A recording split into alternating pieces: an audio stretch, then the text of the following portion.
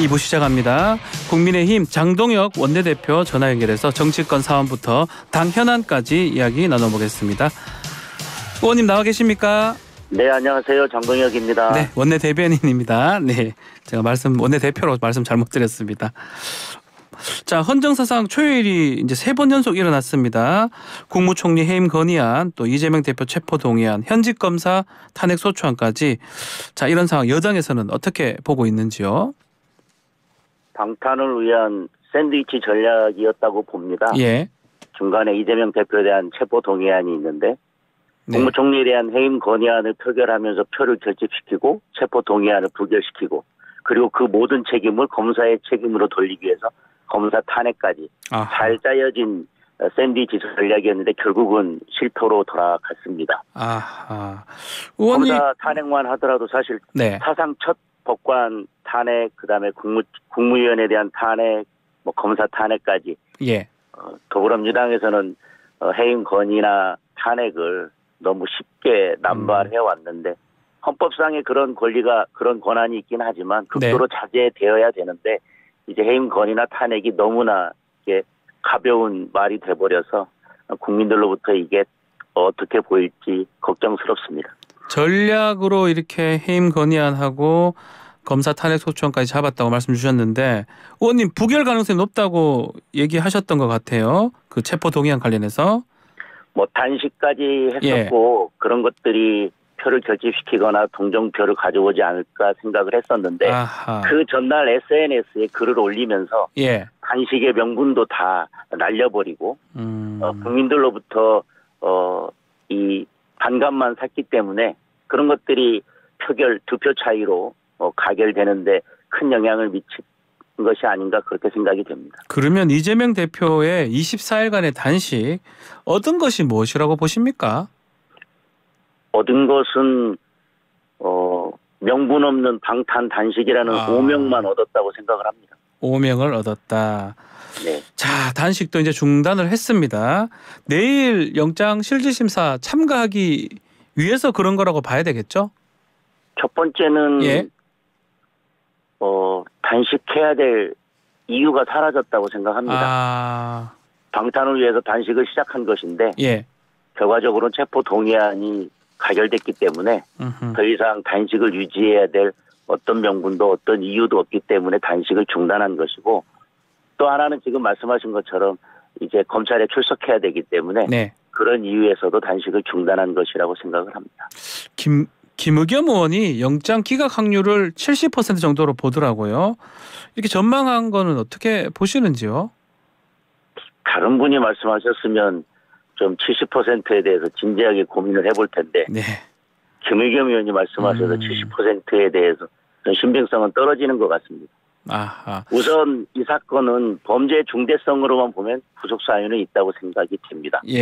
또 그동안 대북 송금 사건 이런 부분에서 진술을 번복시키기 위해서 회유하거나 이런 여러 정황들로 보면 증거인멸의 우려도 있고 이번에 또 같이 문제가 됐습니다마는 선거 과정에서도 위증을 교사하거나 회유 협박한 정황들이 있기 때문에 증거인멸의 가능성도 있고 우려도 있고 범죄 중대성도 있고 원칙적으로 법리로만 따진다면 구속될 가능성이 높다고 보여집니다.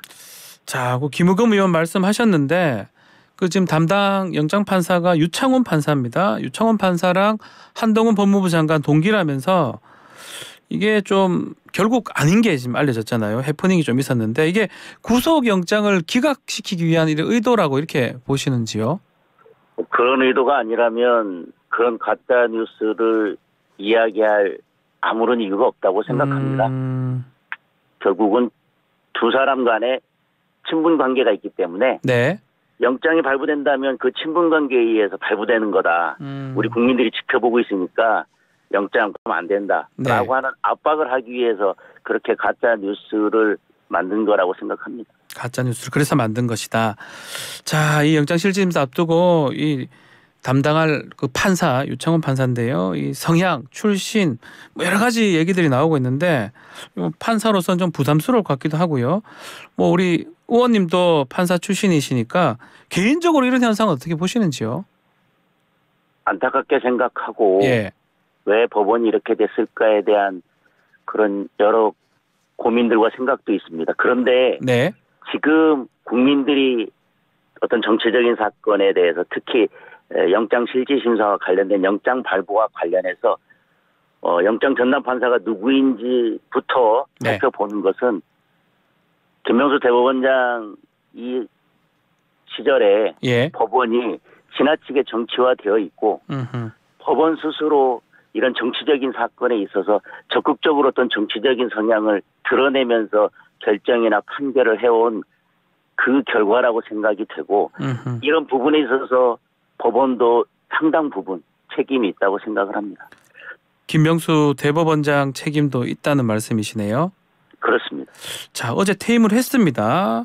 결국 지금 사법부 수장 공백 상태가 이제 이뤄질 것 같은데 아직 그 이균영 대법원장 후보자 임명 동의안 처리는 안 된 거죠. 본회의가 아직 표결을 지금 못했습니다. 네. 본회의가 무산된 걸로 지금 알고 있는데요. 어떻습니까?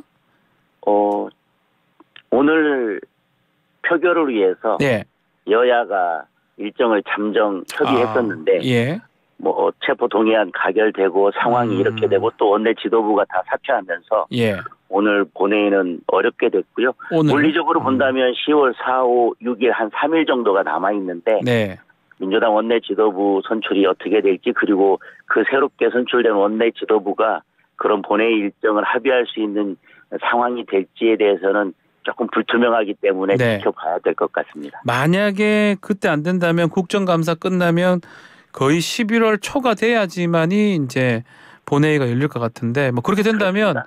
30년 만에 대법원장 공백이 되고 주요 판결에 대해서 이 정지가 되면 재판 지연 우려가 생기는 거 아닙니까? 그렇습니다. 그 부분이 매우 우려되는 부분이고 네. 지금 국민들께서는 중요한 사건들에 대해서 대법원 판결이 늦어지고 있다고 우려하고 계시는데 음흠. 뭐 법적으로는 전원 합의체 구성이 가능하겠습니다만은 네. 제가 확인한 바로는 대법원장이 공석인 상태에서 전원 합의체를 구성한 적은 없었던 것 같고요. 그렇죠. 그렇다면 여러 사건들, 중요 사건들이 계속 늦어지기 때문에 우려가 국민들의 우려도 클 것 같습니다. 또 뭐 본회의가 좀 개최된다 하더라도 지금 야당 민주당 보면 후보자에 대한 반대가 좀 거센 것 같습니다. 어떻게 해야 된다고 보십니까? 이균영 후보자. 청문회 과정에서 뭐 여러 의혹들이 있었습니다. 예. 그런데 후보자의 설명을 통해서 상당 부분 해소가 됐지만 민주당에서는 뭐 그런 해명보다 지난번 오석준 대법관 임명할 때도 예. 똑같은 문제를 제기했지만 대통령하고 친하다. 대통령하고 친하기 때문에 일단 임명에 동의할 수 없다. 이런 입장인 것 같습니다. 네. 대통령하고 친하고 친하지 않고의 문제가 아니라 그분이 얼마나 사법부 독립에 대한 소신이 있는지 네. 그리고 사법부를 이끌 수 있는 리더십이 있는지 이런 능력을 가지고 판단했으면 좋겠습니다. 청문회를 지켜보시면서 국민들께서 판단하셨을 것이기 때문에 네. 더불어민주당에서도 현명한 판단을 해 주시리라고 기대하겠습니다. 자, 더불어민주당 지금 계속 상황이 좀 어려운 게 원내 지도부까지 지금 다 사퇴를 하면서 문제가 됐는데 혹시 원내 지도부 사퇴까지 국민의힘에서는 좀 예상을 하셨을까요? 원내 지도부에서는 예. 이재명 대표 체포 동의안 표결 전에 예. 만약에 이게 가결되면 아마 그 박광원 원내대표 그 지도부가 아마 네. 그 친명계 의원들의 압박을 견디기 힘들 것이다라고 하는 예상까지는 했었습니다. 자, 그러면 지금 뭐 4명 정도 후보 우원식, 뭐 김민석 등 후보가 있는데 여당 입장에서 어떻습니까? 어떤 분이 되는 게 좋을지 아니면 다 친명계로 하기도 하고요. 어느 분이 될지 또 어떤 분이 예. 되는 게 저희한테 협상 파트너로서 좋을지에 대해서 네 분 놓고 보면 아직은 좀 판단하기는 이른 것 같습니다. 예. 그런데 네 분 모두 다 친명계 내지는 범친명계로 분류되는 분들이 네. 나오셨기 때문에 앞으로 협상에 있어서는 원만하게 그동안 협상을 진행해 오셨던 박광원 원내대표보다는 좀 협상 과정이 좀 어려워지는 게 아닌가 하는 우려는 하고 있습니다. 누가 되든지 간에 협상은 조금 쉽지 않을 거다 이런 우려도 있다라는 거네요. 네. 자, 지금 이제 내일입니다. 내일 이제 영장실질심사하고 막 결과는 새벽이나 뭐 다음 날 날 걸로 보는데 또 한편에서는 뭐 유승민 전 의원이 저희 방송에서 그런 얘기를 하더라고요. 국민의힘이 새로운 또 과제가 생긴 것 같다. 이재명 대표가 혹시 구속이 된다 하더라도 앞으로 좀 누구를 때릴 수 있냐 이런 또 우려의 목소리도 있는 것 같습니다. 어떻게 보시는지요? 이재명 대표가 이제 체포 동의안이 가결됐기 네. 때문에 그 이후의 판단은 법원에 맡기고 우리 국민의힘이 앞으로 뭘 해야 될 건지에 대해서 고민해 봐야 된다라고 하는 그 말씀에 대해서는 원론적으로는 찬성을 합니다. 예. 같은 의견이고 다만 이 어떤 정치적인 현안이 있을 때 그것을 단순히 정치공학적으로 이렇게 계산하는 것은 쉽지 않다고 생각하고 네. 정치는 생물이지 않겠습니까? 그렇죠. 이 체포 동의안이 가결됐지만 영장이 기각될지 발부될지에 대해서는 아직 알 수 없고 알 수 없다. 그 이후에 민주당이 어떤 방향으로 갈지도 알 수 없고 아하. 그리고 사실 당 지지율을 본다면 그동안 국민의힘에서 이재명 대표의 사법 리스크로 인해서 뭐 엄청난 반사적 이익을 얻은 것도 아니었습니다. 국민의힘 입장에서 기대하는 것은 민생을 챙기고 국민들의 삶을 챙기는 것을 기대하는 것이지 네. 반사적 이익으로 여당이 앞으로 나아가는 것을 기대했던 것은 아니기 때문에 앞으로 우리가 이재명 대표의 체포동의안이 가결된 이후에 영장이 발부되거나 기각되면 어떻게 해야 될지 우리가 고민해야 된다고 하는 건 맞지만 네. 그 전제가 그동안은 누군가를 때리면서 여당이 반사적 이익을 많이 얻어왔는데 이제 그 반사적 이익이 사라졌다. 그와 같이 말씀하시는 거에 대해서는 동의하기는 어렵습니다. 알겠습니다.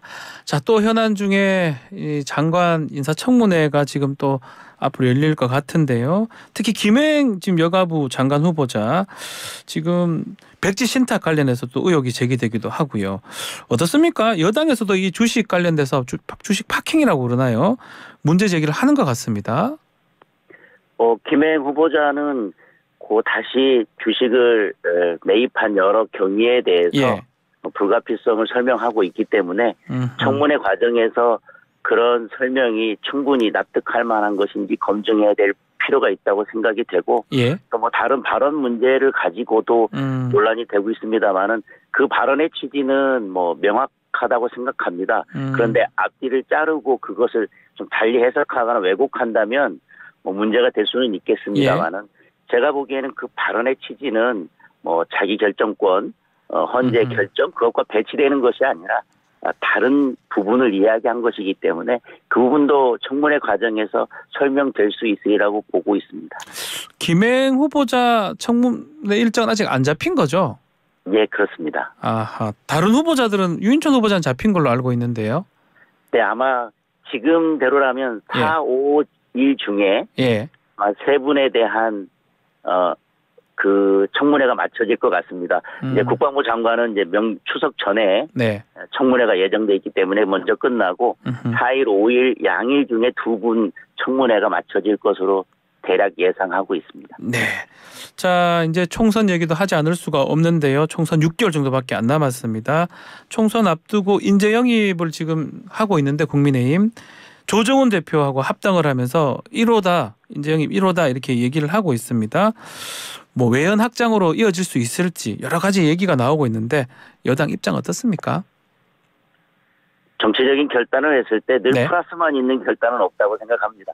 플러스도 있고 마이너스도 있고. 그렇겠죠. 그런데 지금 이제 1호 영입을 인재 영입 1호 뭐 영입을 했고 거기에서 끝나는 것이 아니라 그 정치적인 결단이 어떤 시너지 효과를 낼 수 있을지 지금부터 고민해야 되고 시너지 효과를 낼 수 있도록 뭔가 고민해 나가야 되는 것은 지금부터가 시작이라고 앞으로. 생각합니다. 네. 양양자 의원 얘기도 있었는데요. 양양자 의원은 뭐 들리는 얘기에 따르면 제안을 거절했다 이런 얘기도 있더라고요. 조정훈 의원과는 조금 상황이 다르다고 생각합니다. 조정훈 의원은 그동안 시대전환 대표로서 쭉 당을 유지해 왔었고 양양자 의원 같은 경우는 뭐 당을 새로 만든 지 얼마 되지 않았지 않습니까? 그렇죠. 지금 만약에 뭐 그런 의사가 있다 하더라도 지금 결정을 내리는 것은 시기상조고 당을 창당한 명분도 없고 그리고 영입하더라도 서로가 시너지 효과를 내는 데는 아직은 그런 토대가 되어 있지 않기 때문에 뭐 지금은 저는 시기상조라고 보고 있습니다. 혹시 금태섭 의원은 좀 생각하고 있는 겁니까? 뭐 전 의원? 거기까지는 제가 잘 모르겠습니다. 그렇습니까? 예. 자, 오늘 국민의힘 지도부가 서울 강서구에 갑니다. 김태우 후보 지원 유세에 나선다고 들었는데 의원님도 혹시 같이 가십니까? 저는 오늘 가지 않습니다. 예. 지금 보니까 안철수 의원이 상임 고문하고 정우택 부의장, 정진석 의원도 가세를 했습니다. 무게감이 상당한 것 같습니다. 그만큼 꼭 이겨야 되겠다. 이런 또 의지라고 봐야 되겠죠? 여야가 마찬가지라고 생각합니다. 네. 이번 보궐선거가 매우 중요한 의미를 가지고 있고 그렇죠. 또 내년 총선을 앞두고 민심을 체크해 볼 수 있는 그런 선거기 때문에 반드시 여든 야든 승리해야만 하고 네. 설령 지더라도 유의미한 결과를 남겨야 하기 때문에 잘 져야 된다. 이와 같이 이제 선대위도 꾸리고 거기에 총력을 기울이는 것이라고 보면 될 것 같습니다. 자, 마지막으로 이번 주 이제 추석 연휴입니다. 자, 내년 총선 얼마 안 앞두고 있기 때문에 국민의힘 입장에서 여당 입장에서 추석 민심 잡기 어떤 계획을 좀 짜고 있는지 또 세우고 있는지요?